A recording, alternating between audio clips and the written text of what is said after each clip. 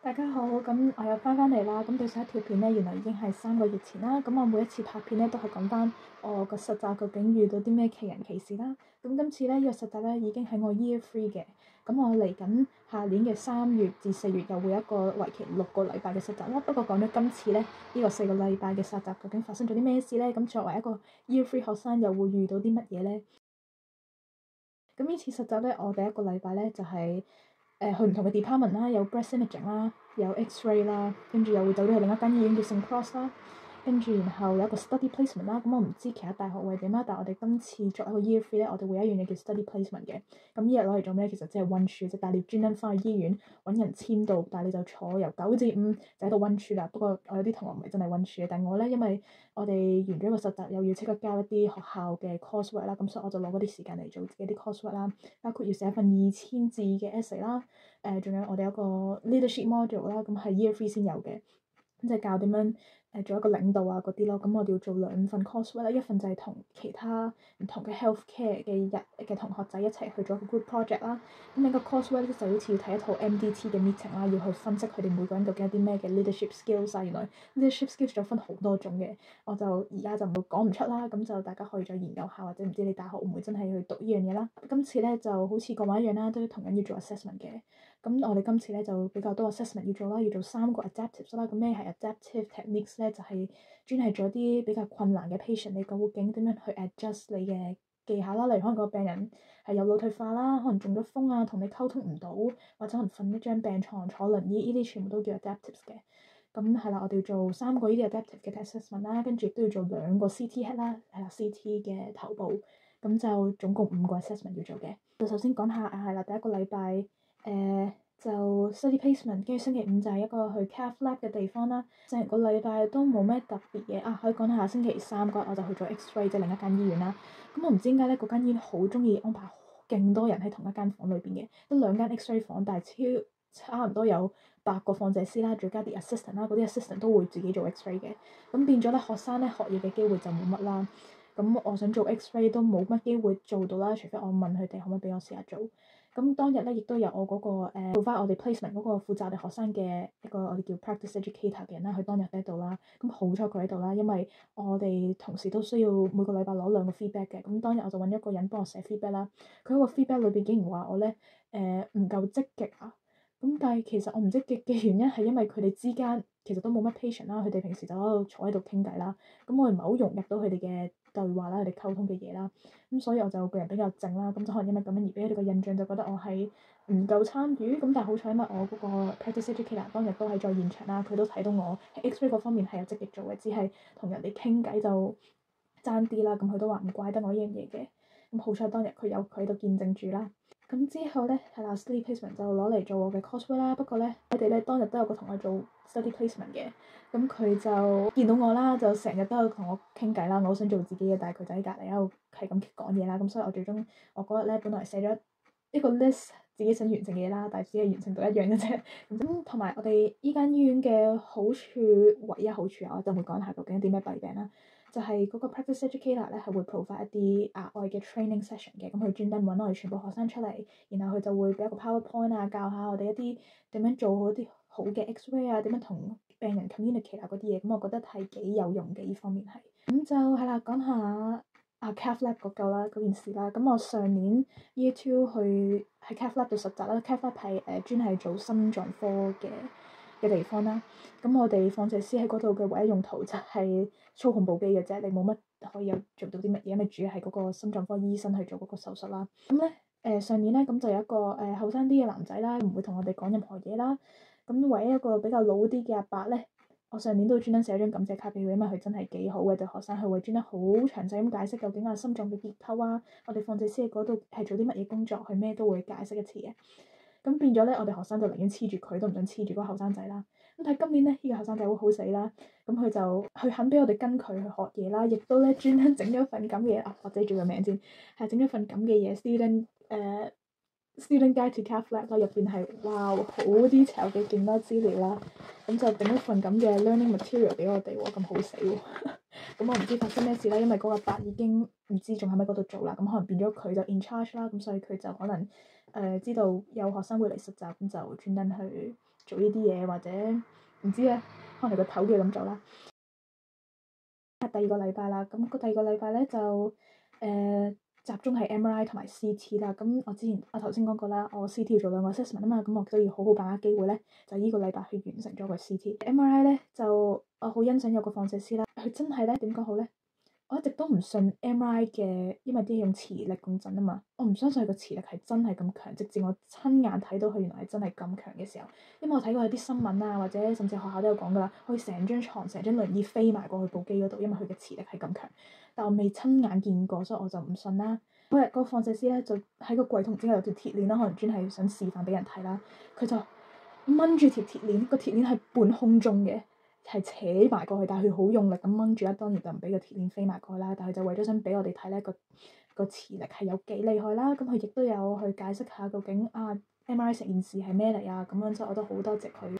咁 MRI OK 啊，我都雖然比較每一個 patient 入嚟都可能照成1個鐘啦，咁所以就比較悶啦，冇乜嘢做啦，但我覺得係 OK 嘅。咁之後到 CT 啦，咁我哋做嗰份 assessment 啦，咁亦都有個人好好就同我完成咗啦，亦都好耐心介到每一個 slide，即係佢哋照 CT 一層層咁照嘅，究竟你會見到啲乜嘢嘅anatomy 啦。咁咧，我當時咧以為我只係做一份 assessment 就足夠啫，因為佢原來有分 formative 同 summative，formative 就係一個 practice 咁樣啦。咁我當時就覺得完成咗 summative 咪得咯。咁點知咧，到我住喺個 CT 嗰日咧，我就同我個學校個老師就用Teams 去 meeting 咁樣啦。咁喺 Teams 當中咧，其實我個醫院個信號又麻麻地啦，又渣渣啦。咁我唯一聽到嘅咧就係話Jody 你仲爭一個 CT assessment。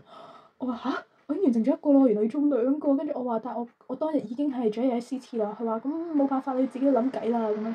咁咧，我即刻咧同佢 meeting 完之後咧，就趕翻去 CT 啦，亦都問下有冇patient 係入嚟照頭啊。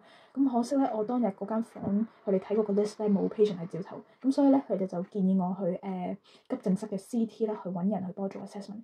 咁入到去咧，我都係有少少失望嘅，因為嗰啲人又比較忙啦，又唔肯理我啦。咁我堅持話一定要今日完成咗佢啦。咁最終都有個人肯願意同我做啦，咁就最終都搞掂埋個 CT assessment 啦。咁但係咧，前提有件好搞笑嘅事發生嘅。咁當時咧，我喺 CT 嗰度，咁我諗住去一去廁所啫。咁翻轉頭咧，喺個走廊咧就有一個病人啦，坐住輪椅，咁佢得翻1隻腳啫。咁有個肥佬啦，仲要，咁佢自己喺度推自己個輪椅啦。咁但係因為可能佢嘅體重啦，咁同埋得翻1隻腳咁樣，咁佢就變得好困難啦。咁一見到我咧，明明都有其他職員行過㗎啦，但係咧就問我究竟12號病房喺邊度啊？可唔可以推我過去啊？咁身為一個看社嘅學生，我冇乜點去病房嘅講真，咁所以咧我就見佢咁慘啦，就推佢個輪椅啦，順便一見到人就問啦，嗰個人咧就俾錯咗方向我啦，或者可能唔係好聽得清楚講乜啦，因為佢唔係想歧視啦，不過有時啲黑人講嘢咧，佢哋係比較重口音，所以我唔係好聽得明講咩啦。總之聽到佢話直行專優就會見到啦，咁我真係跟住佢啦，入咗個地方咧。見到左手邊嗰辣病人咧，全部都插晒喉啦，心死啦，好似大菜地方喎，但係冇計啦，入咗去梗要繼續直行啦。直行時候咧，唔小心咧個輪椅可能就棘到一個醫生張凳啦，咁個醫生當時坐喺度，佢即刻喂，你做咩喺度咁樣？咁我同佢解釋話我要帶呢個病人翻係12號病房啦。咁究竟係邊度嚟㗎？做嘅嘢咧唔係究竟話俾我聽12號病房喺邊，佢係懷疑緊嗰個係咪一個病人嚟嘅。咁我都已經病人都自己澄清話自己係12號病房嚟啦。咁我亦都同佢講話。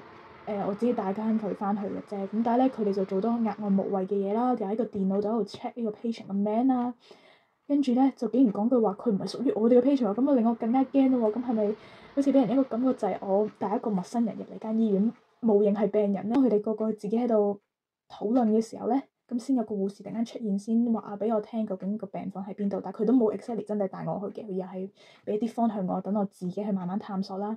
咁最終終於帶翻去啱嘅地方啦，咁我都對個病人好唔好意思啦，但係佢就多謝我啦。但係成件事就真係令我好尷尬，因為我覺得啲人根本都唔係真係嚟幫我嘅，所以我對醫院 staff 方面係有少少失望咯。即係身為NHS，咁你哋嘅宗旨係要去幫人啦，但係一件咁簡單嘅事都做唔到，係一個學生仔都唔係實習咗好耐嘅日子，你喺嗰度嘅日子仲多過我，你一定熟悉啲地方㗎。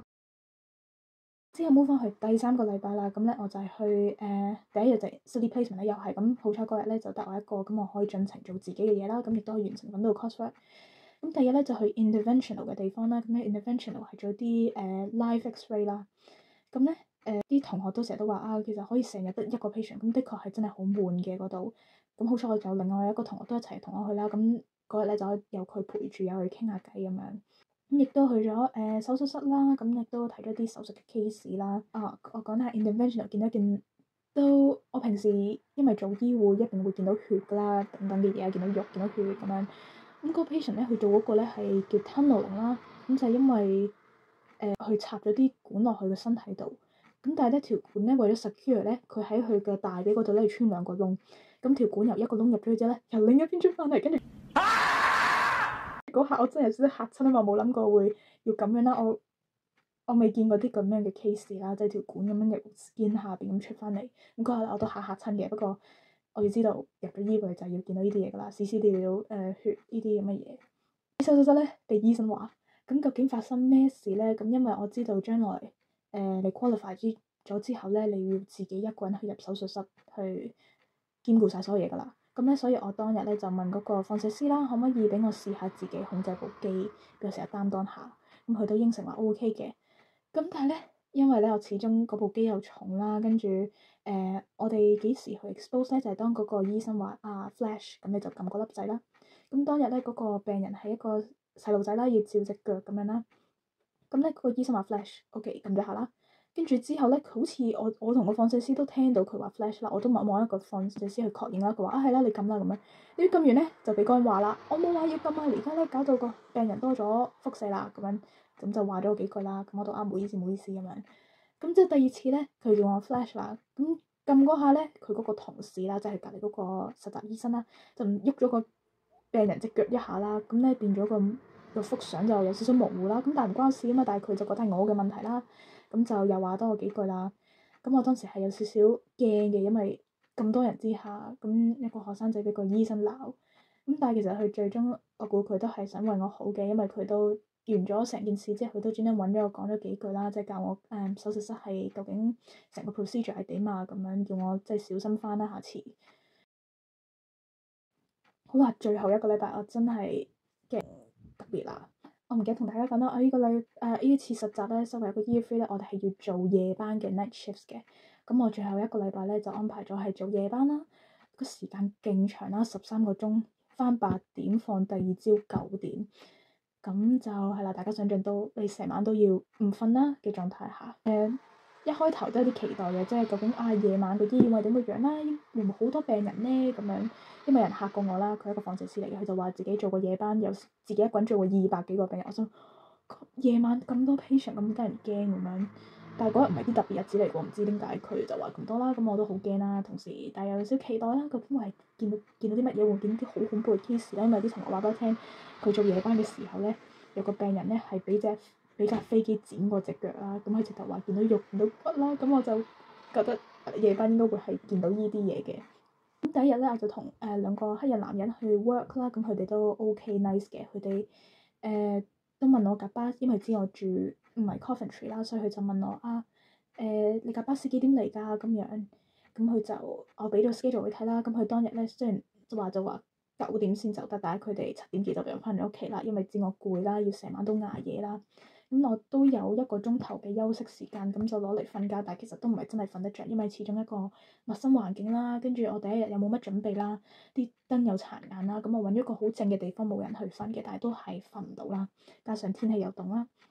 咁之後第二日咧就唔係呢兩個男人啦，就變咗2個女人啦，咁我都知出事㗎啦。咁我知道咧女人係比較少少麻煩嘅，仲要係黑人啦，因為我想喺趁夜班咧完成埋2個 assessment 啦，即係我得翻2個 adaptive 嘅 assessment 啦。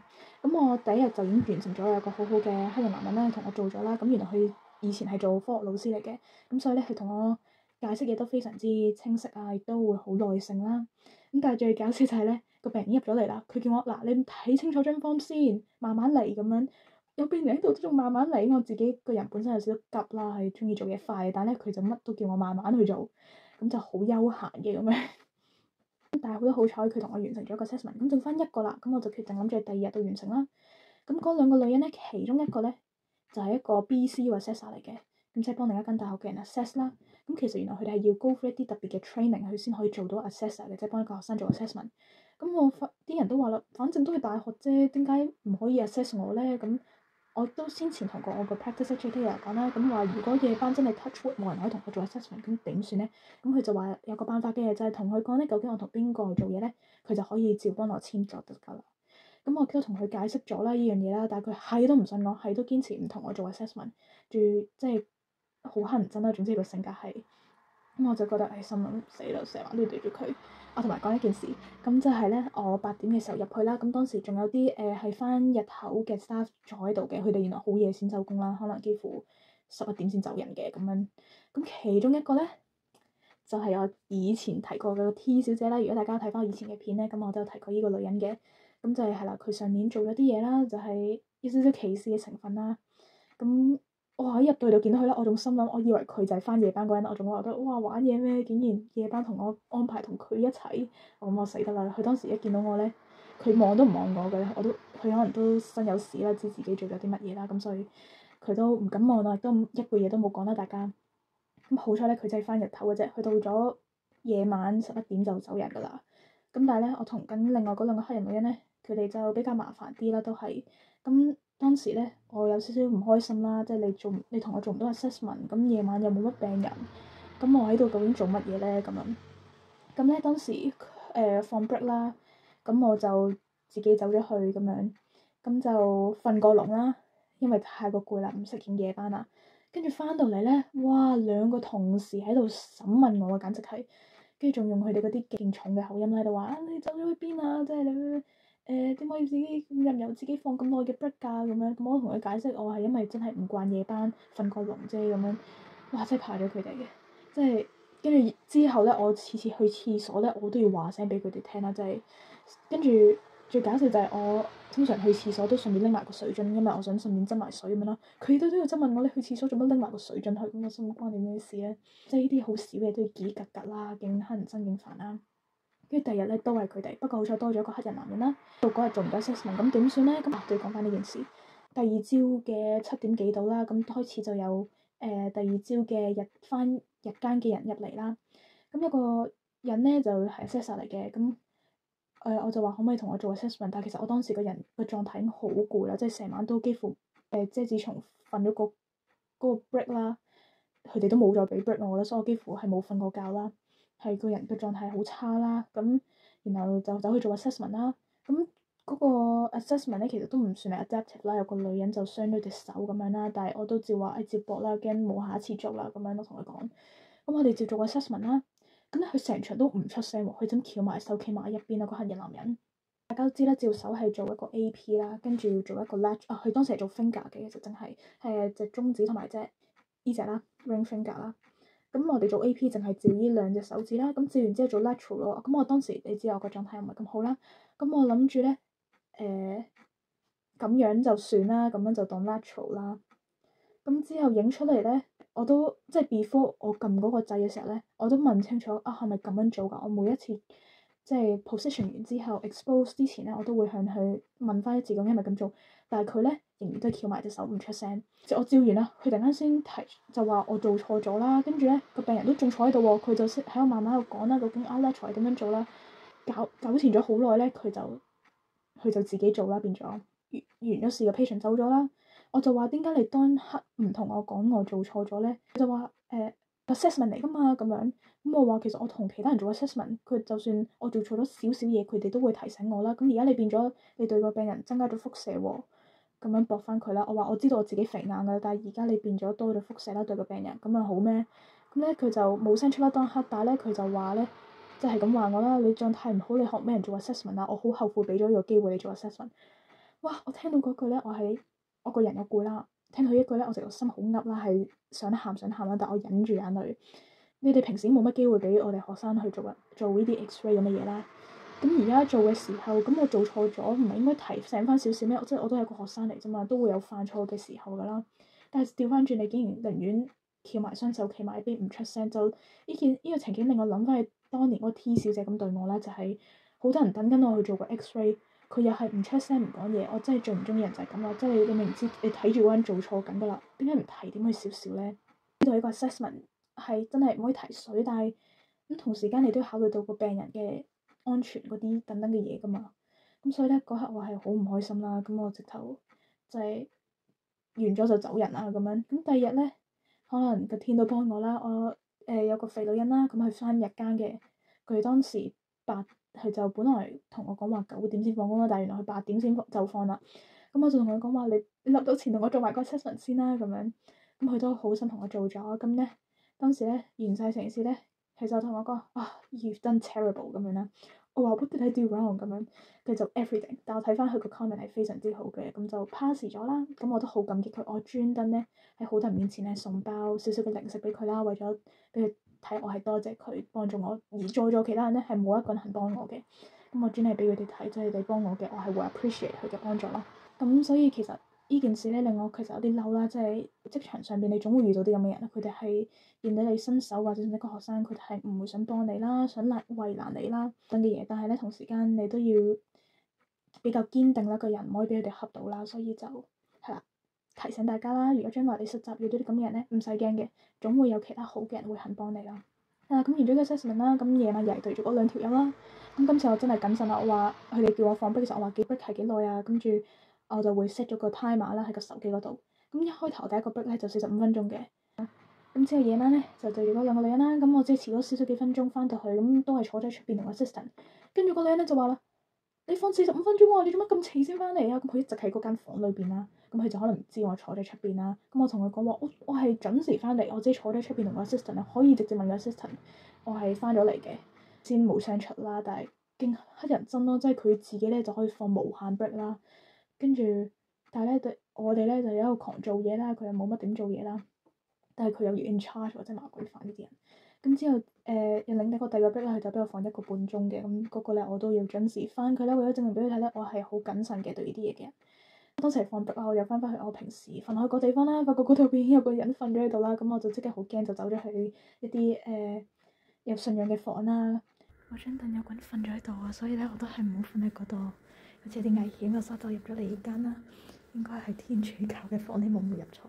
咁就喺度休息陣啦，都有啲凳俾我瞓嘅。咁就喺嗰度咧攞咗6張凳嚟整張床俾自己瞓，不過都係唔舒服噶啦。唉，所以咧翻夜班其實真係幾辛苦嘅。雖然即係你可以見到間醫院冇乜人，好靜咁樣。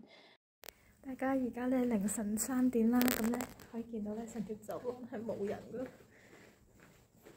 咁嗰度就黑掹掹啦，真係一個人都冇，好靜啦。咁我暫時咧而家咧都未算好攰，但係通常我發覺咧自己到咗咧6點幾嘅時候，嗰啲時間就開始攰啦。就冇人咁，但係同時咧，你都犧牲咗自己瞓覺嘅時間啦，同埋佢精神啦。咁我變咗咧，有少少日夜顛倒啦，即係夜晚就要個人好清醒啦，跟住日頭就攞嚟瞓覺嘅。咁嗰3日都維持嘅，咁跟住連續3日喎。咁最終咧，最後一日嘅夜班咧，嗰2個女人咧，唉，真係咁一個 CT 嘅人走過嚟啦，佢哋翻夜班嘅，當時即係已經7點幾啦。佢就話：仲未走嘅咁樣，佢哋唔俾你走啊？咁我話係啊咁樣，佢就話：佢哋咁噶啦，你有其他同學咧都試過問佢哋可唔可以早啲走，佢哋都唔俾噶咁樣。跟住嗰女人就入嚟啦，咁嗰男人都嘗試去說服佢啦。你俾個靚妹走啦，翻屋企啦。都冇，反正都冇乜病人噶啦咁樣。佢話：我中意睇佢喺度啊咁樣。哇！我真係怕咗佢。跟住嗰男人都冇計啦，唯有翻返去 CT 咁樣啦。嗰個女人咧，佢就話：你知唔知點解我要留你咁耐啊？即係留到你要放工嗰時間咧，因為咧呢個係你嘅 part of 你嘅 training 嚟嘅。如果你俾你早走咧，你就咧日後就唔會再習慣到翻咁長嘅時間。我心諗，我哋身為一個學生，我第一次翻夜班，個人又攰，我哋又冇錢收嘅。跟住我同佢講話：哇，有錢收成件事唔同晒啦，我就真係要我留到9點我都願意咁樣。咁你係咁講話呢個你嘅 part of 你嘅 training 啊等等嘅嘢啦。唉，真係怕咗佢。跟住咧，臨走嘅時候咧，同佢講話，其實我一個對於時間係非常之緊塞嘅人。至於點解我嗰次即係放 break 長咗少少，因為我真係唔慣夜班，我瞓多咗。咁但係咧，平時咧我翻開嘅默書課都從來唔遲到啦。就算真係遲到，我會專登留低去補翻鐘啦。我係一啲咁嘅人嚟嘅，你要知道啦。咁當係串咗佢啦，然後就走人啦。咁我都專登咧準備咗啲少少嘅零食啦，就係俾一啲好即係真係過程中有幫到我嘅人啦。咁我都好感激有呢啲人嘅存在啦。咁個 CT 個男人雖然冇同佢共事啦，但係佢同我講話：哎呀，你應該走嚟 CT 玩下啊嘛！我最中意同啲學生相處噶啦咁樣。咁我臨走都俾咗一個少少嘅零食佢啦，都話雖然冇同你共事，但係我都 feel 到你一個好好嘅人嚟嘅，咁所以就多謝你啦咁樣。咁所以就係啦，感激有呢啲人嘅存在啦。雖然同時間都會有啲比較麻煩啲嘅人，但係唔使理佢哋嘅，係啦。大家睇下我究竟呢個實習有啲乜嘢嘅 document 啦。咁我知道自己要做 CT assessment 啦，咁我本身都唔好熟悉CT 嘅嘢，所以專登咧先前咧就準備一啲 notes 俾自己溫習啦。咁呢啲就係啲老嘅圖啦。咁亦都收到啲 feedback 啦，嗰啲人咁大部分都幾好，有啲人專登寫好多嘢，即係讚我做得好嘅地方啊，同埋可以點樣去改善啊咁樣。咁呢啲亦都係我做嗰啲嘅 assessment 啦。咁提翻大家啦，唔知間間大咪都一樣啦，但係我相信因為 HCPC 嘅要求我哋做一樣嘢嘅，咁就係要 record 住啦。咁我已經填咗好多版呢啲嘢，咁都應該 on target 嘅。咁而家咧佢咧做一個 qualified radiographer 啦，仲有幾個月嘅時間啦，咁淨係爭做份論文實習同埋攞埋個 HCPC number 咧，咁我就出得嚟做嘢。咁同時個人都好緊張啦，即係仲喺度決定緊喺邊間醫院做咧，因為暫時未有工擺出嚟啊。雖然我都 apply 咗一間醫院，不過佢應該係想請啲已經 qualified 咗嘅人啦，所以就拒絕咗我嘅 application 啦。咁但係我都會繼續努力去揾工啦，咁就希望將來我會去揾到一間自己中意嘅醫院做啦，亦都可以同啲人相處得啦。咁亦都同大家分享一件搞笑嘢啦。咁就係有一個推病床嘅職員啦，咁一個後生仔嚟嘅，咁就係人啦。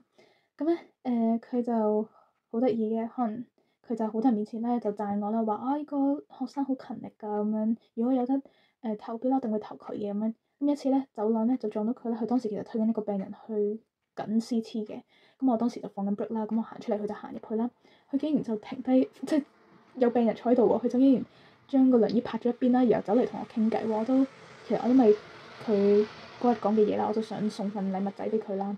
咁我就話你幾時收工咧？我驚佢可能好早收工啊，咁一陣就見唔到佢啦。咪就話唔係啊，第二朝係7點啊咁樣。跟住咧佢就突然間問我攞 IG 喎，咁我都俾咗佢啦。跟住佢話希望你個男朋友唔會嬲啦。我話我冇男朋友。咁咧佢就你咁靚女都冇咁樣。咁我就俾咗 IG 佢啦，亦都送咗粒糖仔俾佢啦。咁但係最大問題係乜嘢咧？我當時咁樣拎咗粒糖啦，我叫佢伸隻手出嚟，諗住放落佢隻手啦。咁但係咧，佢直接伸隻手過嚟咧，咁樣喺我手咁樣攞咗粒糖啦。咁唔知佢係咪想乘機摸埋我隻手啦？咁就OK 咁樣冇嘢嘅，只係純粹可能佢好 friendly 啫咁樣。Anyway，咁我下次實習咧就會喺3月啦，6個禮拜，咁到時再同大家分享。咁就大家有啲咩問題想問我，都歡迎可以留言啦。咁就下條片見。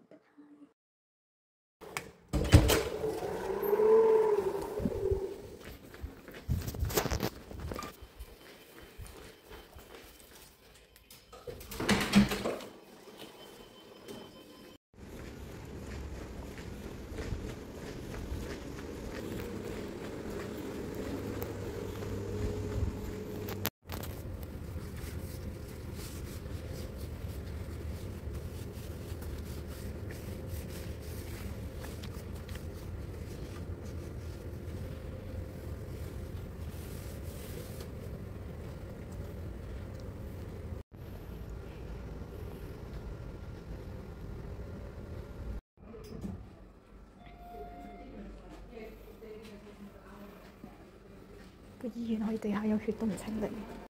有個小介紹啦，咁咧而家冇人，係啊。咁咧呢間醫院咧，呢一個位置咧，拍卡入去呢兩對大門咧，就係一個手術室啦。跟住再前少少就係嗰啲類似心臟科嘅病房啦。咁我而家係1樓啦，咁落去地樓先。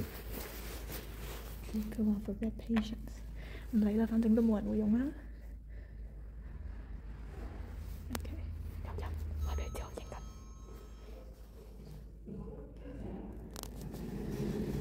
入 lift 啦，咁大家見到呢間醫院咧有5層嘅。Doors closing。